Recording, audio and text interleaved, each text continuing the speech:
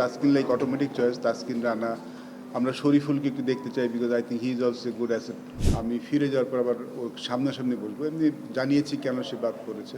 So ও backup wicket keeper option হিসেবে এসেছে প্রথম জিনিস। সেকেন্ড জিনিস হচ্ছে হলো is a consistent performer. Hasan Murad bowled very well last সিরিজে, but looking at the Pakistan team, যেখানে আমরা দেখেছি ওইখানে লেফট হ্যান্ডি ব্যাটসম্যানদের আধিক্য একটু বেশি টপারের। সো উই থট দ্যাট যে হাসান মুরাদ থেকে Naim Hasan who is also in good form, সে কিন্তু যখন বাদ পড়েছিল ফর্মের কারণে বাদ পড়েনি, সে কিন্তু ট্যাকটিক্যাল ডিসিশনের টিমে আসেনি। সো ট্যাকটিক্যাল ডিসিশন ডেফিনেটলি না। Hasan Mahmud not available for this test series.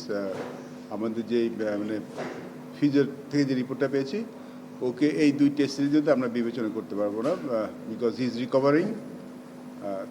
ওর যেই ইঞ্জুরিটা, ও হি স্টার্টেড বোলিং বাট এখন 100% বোলিং করছে না।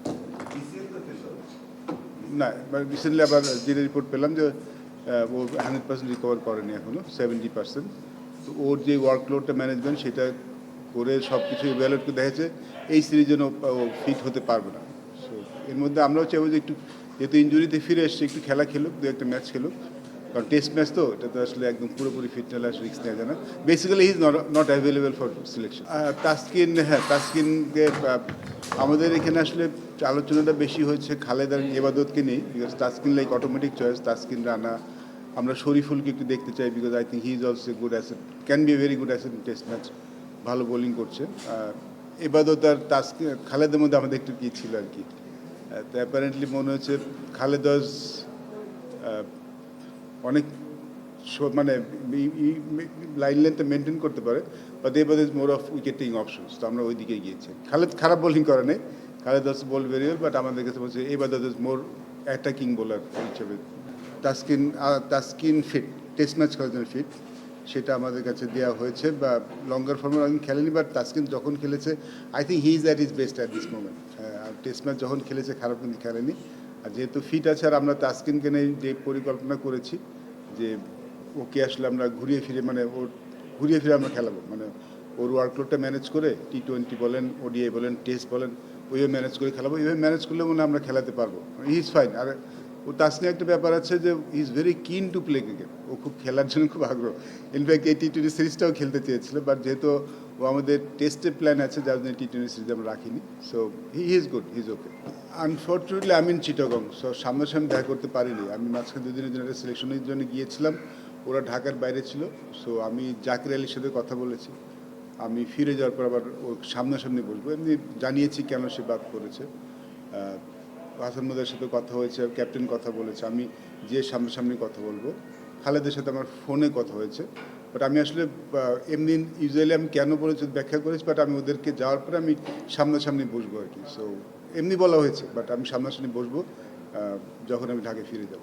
অমিত দলে এসেছে যে ব্যাকআপ উইকেট কিপার হিসেবে, কারণ এখানে উইকেট কিপার যিনি আছেন লিটন, আর একটা ব্যাকআপ উইকেট কিপারদের টেস্টে এখন লাগে, মানে যে কোনো ফর্মেটে লাগে।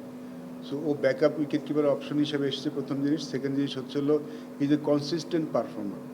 এবং আমরা কিন্তু একটা জিনিস শেয়ার করেছিলাম, আমরা যখন কাউকে এনেছি তা কিন্তু লম্বা রান দেওয়ার চিন্তা করেই আনবো, কাউকে শুধুমাত্র এক সিরিজ দেখার জন্য আনবো না।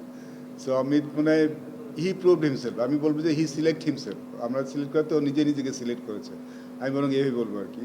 কারণ আপনি যদি পারফরমেন্স দেখেন, নিজে কনসিস্টেন্ট পারফর্মার, মানে কঠিন সময় রান করেছে, ভালো সময় রান করেছে। তো এই ধরনের ক্রিকেটার আসলে যখন দল নিতে পারি তখন ভালো লাগে। আই থিঙ্ক হি হ্যাজ ওর একটা ভালো ফিউচার আছে।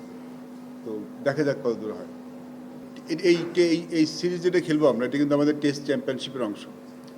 অবশ্যই আমাদের এখন পর্যন্ত টেস্ট চ্যাম্পিয়নশিপ যতগুলি খেলেছি, ঠিক গর্ব করে বলতে পারবো না যে আমরা এই বছরটা খুব ভালো খেলেছি। আমাদের প্ল্যান অবশ্যই যে এই যে টেস্ট সিরিজ যেটা শুরু হলো, চ্যাম্পিয়নশিপ শুরু হলো, এই বছরটাতে আমরা যেন ভালো করতে পারি। ভালো করতে পারা মানে আর ভালো করা, মানে আমরা তো এর আগে খুব একটা ভালো করিনি, তার আগে একটু যেন এগোতে পারি, আর নিজেদেরকে একটু উপরের দিকে নিয়ে আসতে পারি, সেটা প্ল্যান নিয়ে এগোচ্ছে। সেটা করার জন্য হয়তো আমরা ডিফারেন্ট ফরম্যাটে ক্রিকেটও খেলতে পারি, কারণ আমরা এক ধরনের ক্রিকেট খেলে আসছি, একটু অ্যাটাকিং ক্রিকেটের দিকেও আমরা যেতে পারি। দেখেছেন আপনার একজন নতুন ওপেনার কিন্তু আমরা নিয়েছি যে এই দলে, সেটা কিন্তু একটা অনেকটা পরিকল্পনার অংশ। ইটস নট দ্যাট যে এখনই শুরু হবে, বাট এটা লং টার্ম পরিকল্পনার অংশ হিসাবে কিন্তু এসছে। আমার মনে হয় যে আমরা খুবই আমি এর আগে বলেছি, মেনশন করেছি আমাদের বোলিং সাইডটা ইজ ওকে। আমার মনে হয় বোলিং সাইডটা এখন বাংলাদেশের 20টা উইকেট নেওয়ার মতো সামর্থ্য আছে, যেটা আগে অতটা ছিল না। আগে ভালো বোলার ছিল, কিন্তু এখন মনে হয় আমরা নিয়মিতভাবে 20টা উইকেট নিতে পারি। আমার মনে হয় অ্যাবাউট ব্যাটিং, সেখানে যদি আমরা একটু কনসিস্টেন্ট হতে পারি, আমার মনে হয় এবার টেস্ট চ্যাম্পিয়নশিপ বাংলাদেশ ভালো করবে। সো একটু হয়তো ডিফারেন্ট ক্রিকেট আমরা খেলতে পারি। ঠিক বাজ বলের কথা বলছি না, বলবো না, বাট আমরা হয়তো আমাদের খেলার স্টাইলটা একটু চেঞ্জ করতে পারি, সেটা আপনারা হয়তো দেখতে পারবেন আর কি।